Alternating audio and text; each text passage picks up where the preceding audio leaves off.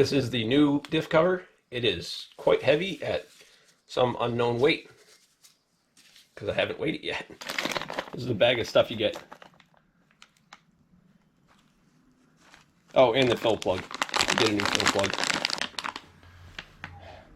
So that takes longer. I'd rather just use a gasket. I don't see why I can't use a factory gasket. It's in just under 1/8 of an inch thick. Plus it's got reinforced eyelets. So I'm using a new factory gasket. Next up is to unclip the brake line.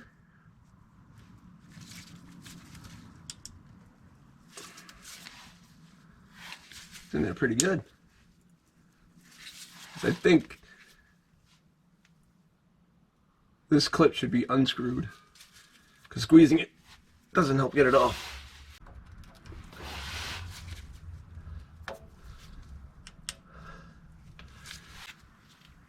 I have some panel clip pliers. I don't know where they are.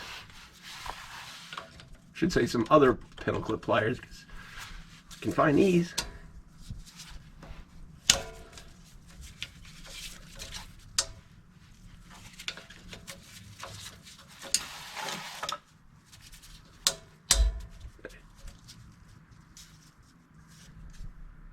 And there's 2 of those. Same thing on the other side. Just taking out a bunch of bolts.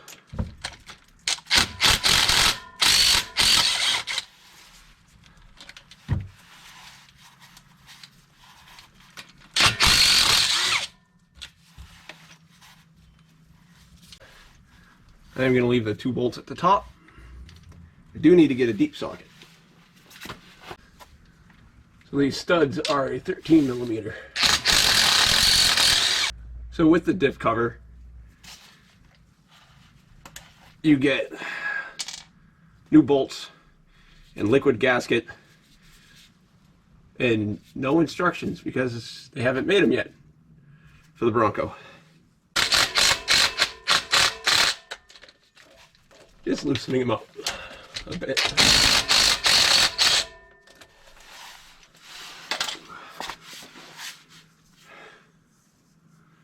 Make sure the vent's open on the drain pan. And there it drains out about $100 of really stinky fluid.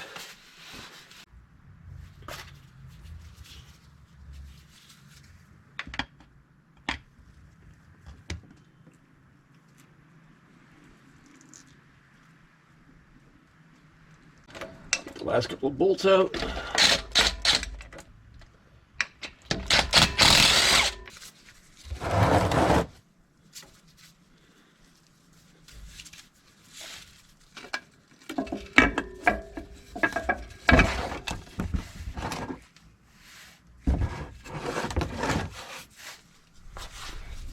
So that fluid's about 1/3 through its life. Or is it 1/4? I don't know, it's 100 or 120,000 mile fluid, so.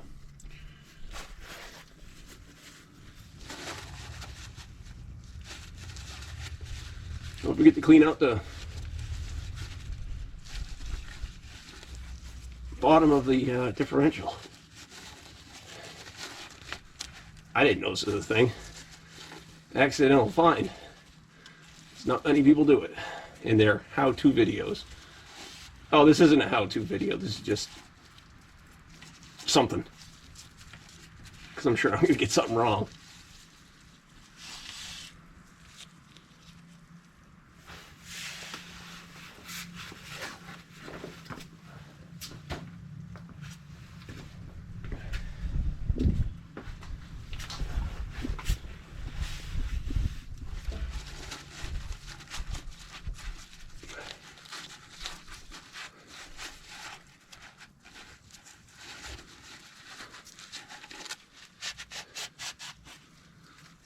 Like one video I watched, the person was like, make sure the mating surface is perfectly clean because diff fluid will cause a leak if it's on there. And they didn't clean out the bottom of the diff. sitting there dripping down, and he puts the gasket on. Next step. Weigh both covers again with the scale in the garage.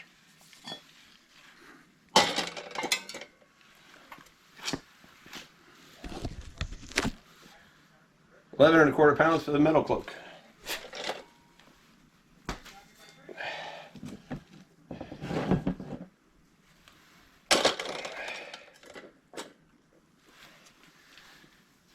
The stock one, 4 1/4 pounds.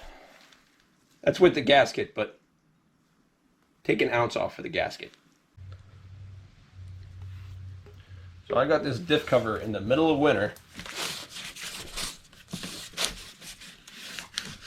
and I forgot it's not finished. And I live in New England, so I don't think leaving it unfinished is gonna be a good idea. We got Rust-Oleum high heat.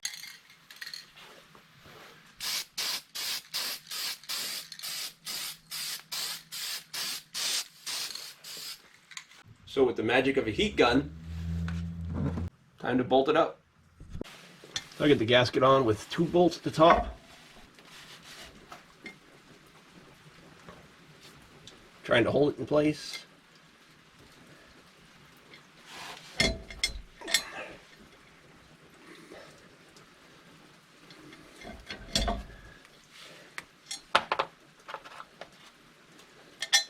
Except that's not working.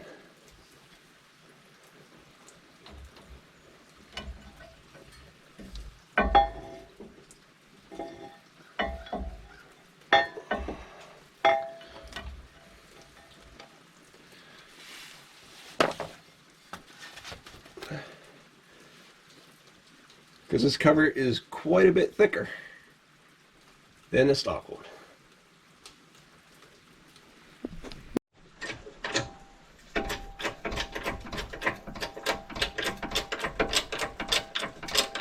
So I'm jacking up the driver's side.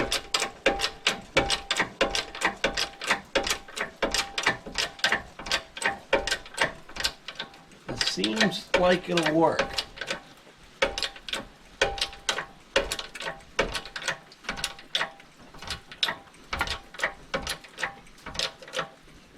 And I'm using a bottle jack stand combination.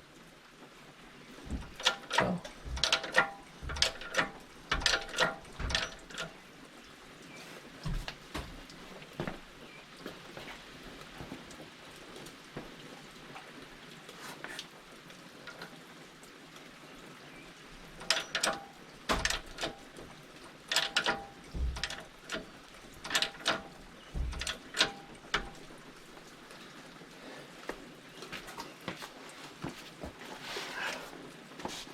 see if that'll work.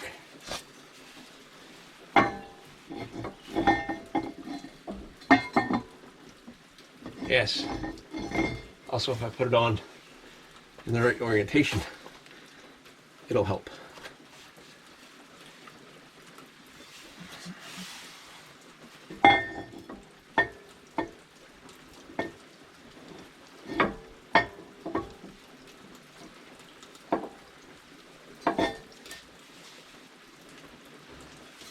It fits sideways, but it won't fit. It will fit. Nice. I still don't have it the right orientation.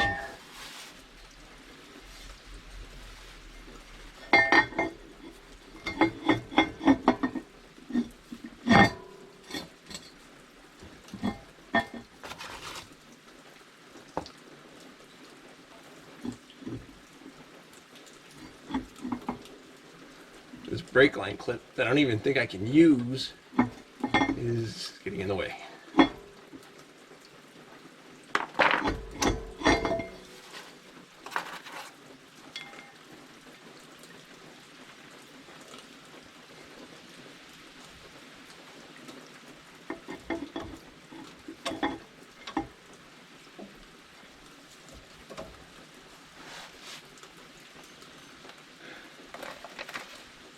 Now the fun part, trying to line up the gasket.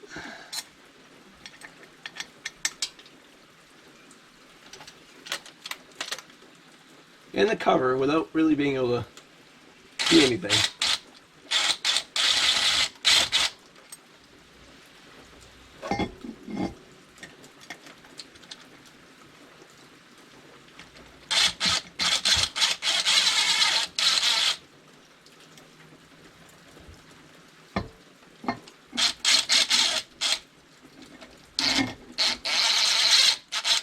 Hey, I got one.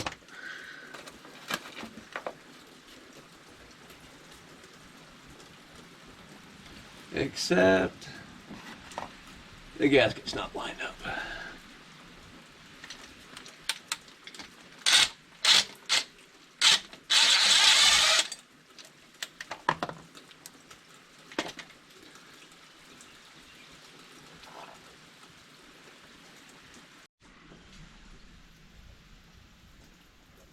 I got all of them except a middle one on each side.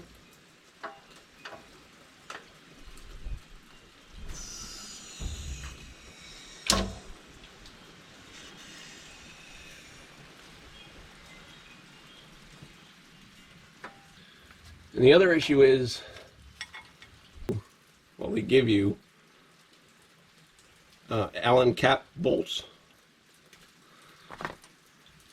When the clips for the brake line come on these studs with a nut in the middle, and even if you make the nut fit, you're not going to be able to get a socket on it.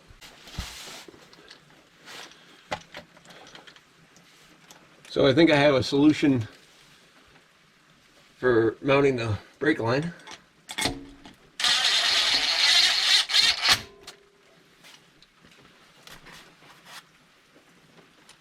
Because without modifying the cover,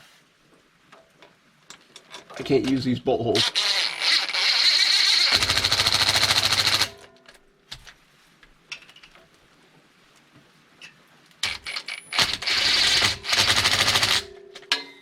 I do have this gun set on its lowest setting.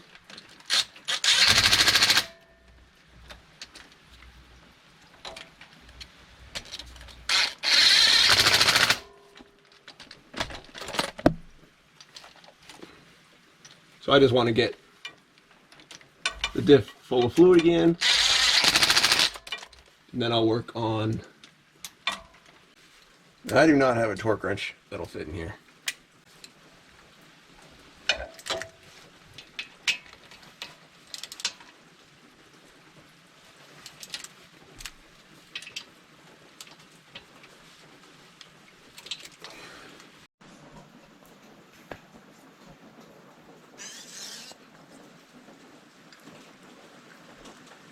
And make sure you don't pull the hose out of this, what you're feeding it into. Thankfully, when I did that, I wasn't pumping any fluid yet. Another thing to watch for is when the bottle gets empty, it wants to fall over.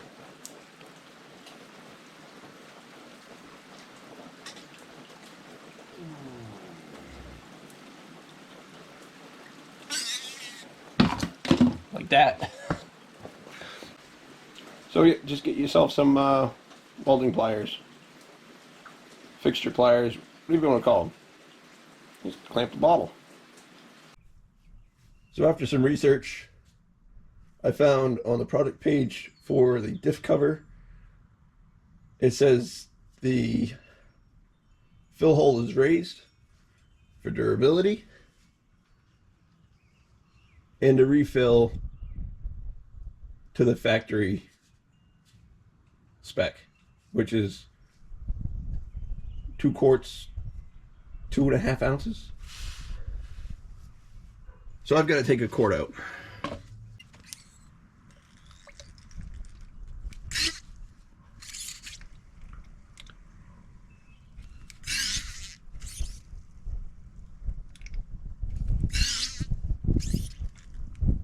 So in this mixing cup, the quart is to that line right there.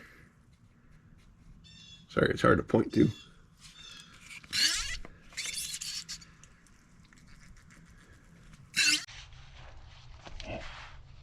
Really? So this is going to be fun.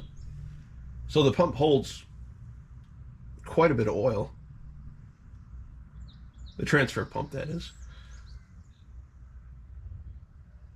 So without being able to fill it to the bottom of the drill, makes it really difficult to figure out how much we have in there with the pump. So I have this block of wood holding up this funnel I custom fit for the fill hole. I can show you that.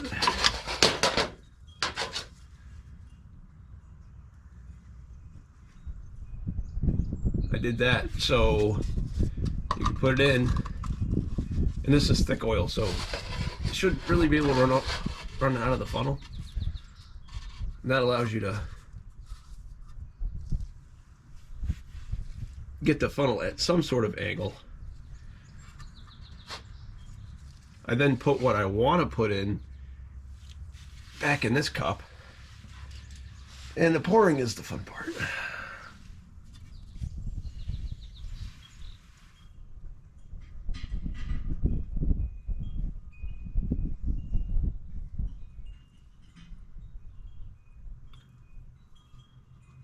So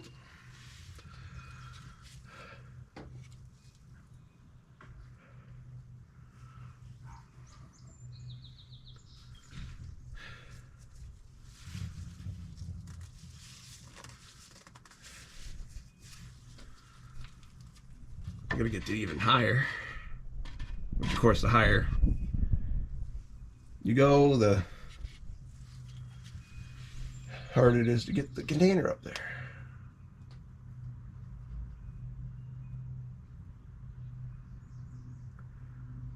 Well, at least it doesn't want to drip back down the container.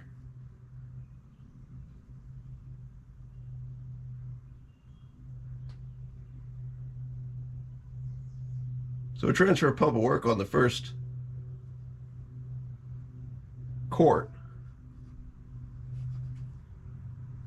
Well, first 2 quarts.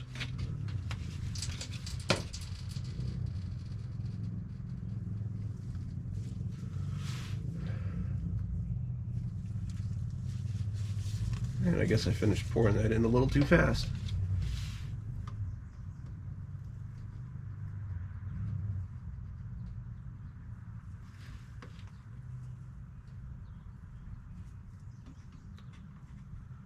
So I also had to guesstimate how much I spilt the first time.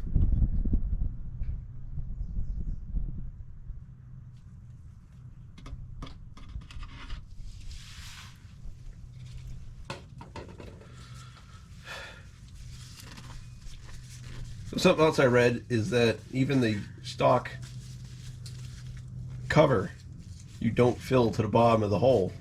It says it torqued the fill plug to 20 foot-pounds. Same as the outer bolts.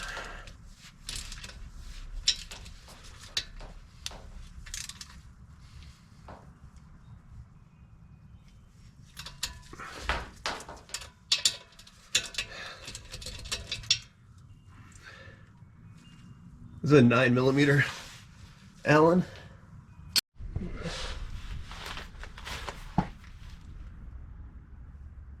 So here's my solution to the brake line brackets. I drill holes on the axle bracket on each side, on the outer, because getting to the inner without a lift, very difficult.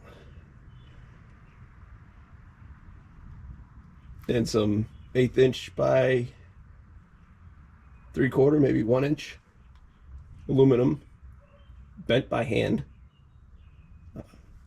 Some 5/16 bolts.